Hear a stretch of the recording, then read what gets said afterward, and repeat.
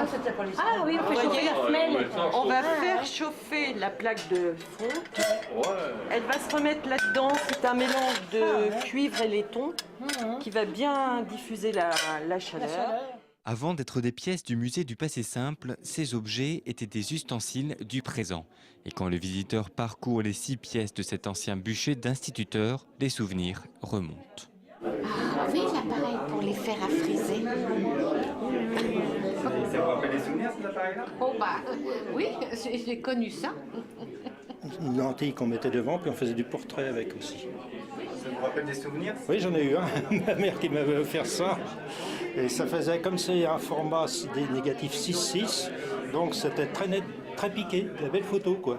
Cela fait 10 ans que ce musée a ouvert ses portes dans le village de Crézantignes. C'est sous l'école que sont exposées ces 2500 pièces du quotidien passé. Et si le musée présente quelques pièces remarquables, elles ne sont pas majoritaires.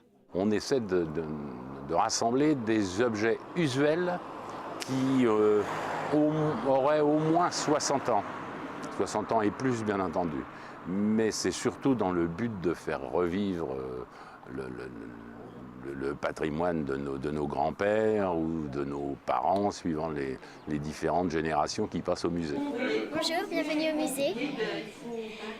Le musée aussi est remarquable. C'est l'un des rares musées municipaux du département. Autour de 250 visiteurs ont franchi les portes de ce refuge pour objets dépassés par le temps. Les objets tournent, on ne laisse pas toujours les mêmes, en fonction des choses qui rentrent, qui ne sont que des dons. Quelquefois, on a des objets qui, depuis 10 ans, on ne sait toujours pas à quoi ça pouvait servir. C'est peut-être un objet unique qui peut-être avoir été fabriqué par un ouvrier qui, pour un travail bien particulier, que lui seul se servait. Alors dans ce cas, on met un petit panneau, c'est quoi ça, et on espère que les gens, un jour, quelqu'un passera et nous dira « je me suis servi de ça et ça sert à telle chose ».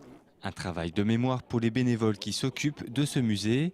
Bien qu'obsolètes, certains objets fonctionnent encore, preuve d'un passé pas si lointain.